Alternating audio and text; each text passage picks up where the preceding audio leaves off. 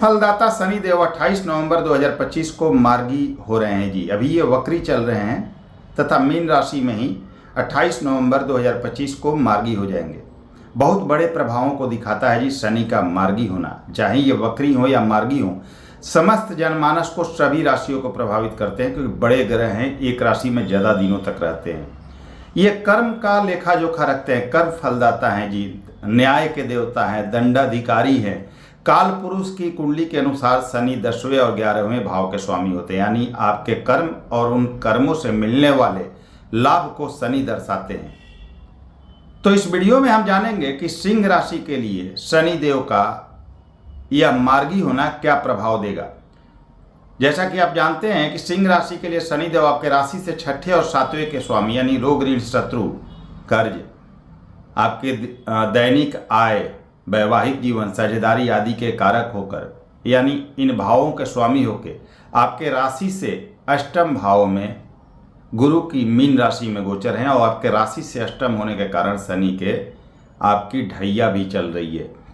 तो सिंह राशि पर शनि की ढैया भी चल रही है, तो अत्यंत महत्वपूर्ण है शनि का मार्गी होना सिंह राशि के लिए।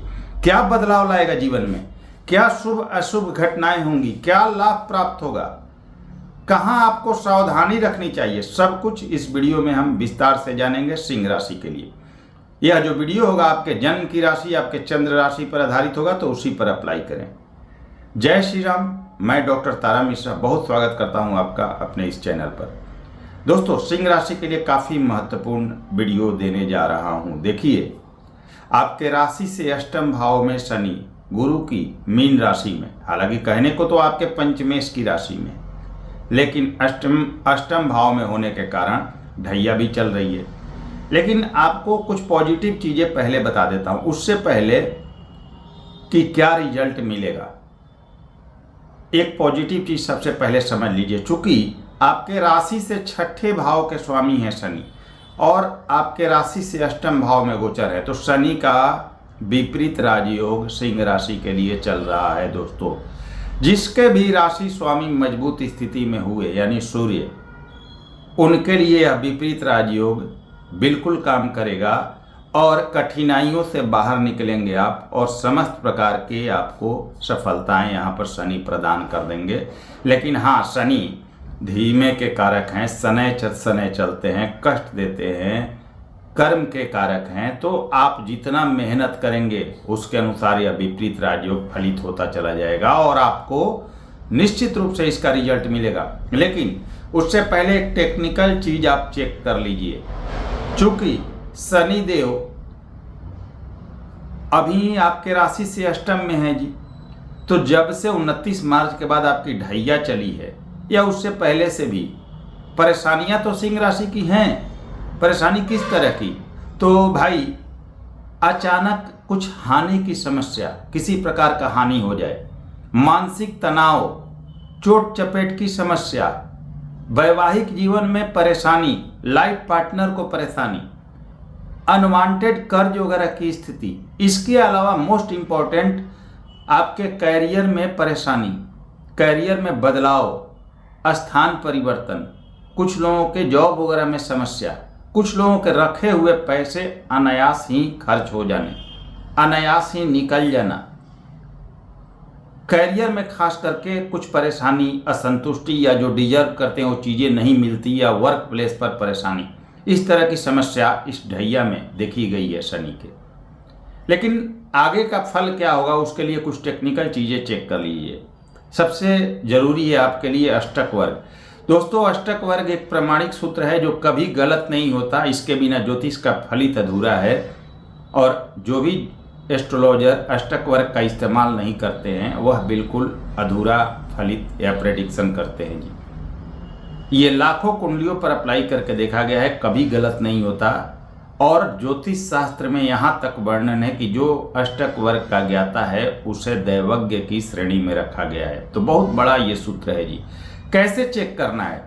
किसी भी ऐप में अपना date of birth, birth time, birth place डाल दीजिए, आपकी कुंडली तैयार हो गई। अब आपको अष्टक वर्ग टेबल में जाना है और शनि के अष्टक वर्ग में जाना है और चेक करना है मीन राशि में शनि को कितने बिंदु मिले हुए हैं।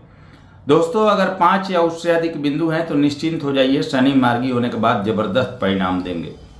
क्योंकि वक्री जब होते हैं ग्रह जी तो परेशानियां बढ़ा देते हैं, बहुत सारी चीज़ें अटपटी होने लगती हैं। अपने पिछले भाव का फल तो वैसे भी शनि यहाँ देंगे, लेकिन ज़्यादा दे रहे होंगे पिछले भाव का फल अभी वक्री अवस्था में।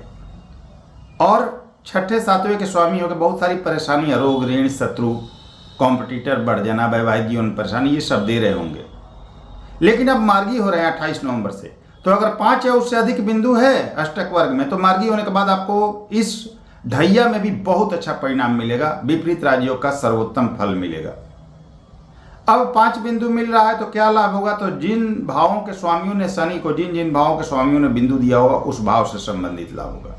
लेकिन अगर कम बिंदु है, 4 है तो सामान्य फल, उससे कम है 3, 2, 1 या 0 है तो इस ढैया में आपको संघर्ष करना है, परेशान रहना है, ये निश्चित है। ध्यान दीजिएगा, अगर कम बिंदु है, 3 है, 2, 1 है या 0 है तो कुछ सॉलिड रेमेडी जरूर कीजिएगा। ये नहीं भूलना है कि 2027 में आपकी ढैया तो खत्म हो जाएगी, लेकिन शनि अपने नीच के राशि में चले जाएंगे जी, मेष राशि में, आपके राशि से 9वें भाव में।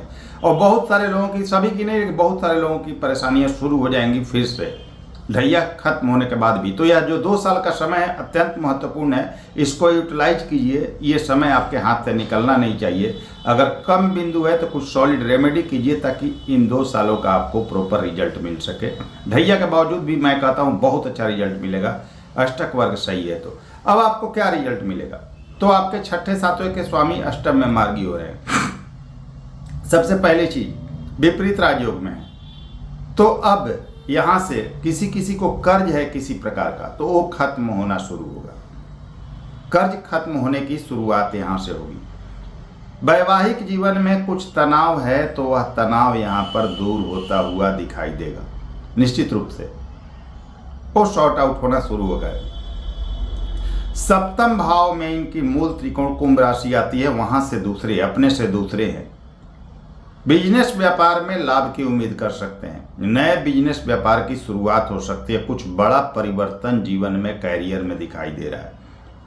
जॉब में भी स्थान परिवर्तन का कुछ लोगों का योग दिखाई देगा। हाँ, एक चीज का ध्यान रखिएगा, आपके छठे के स्वामी 10वें भाव को तीसरी दृष्टि से देख रहे हैं।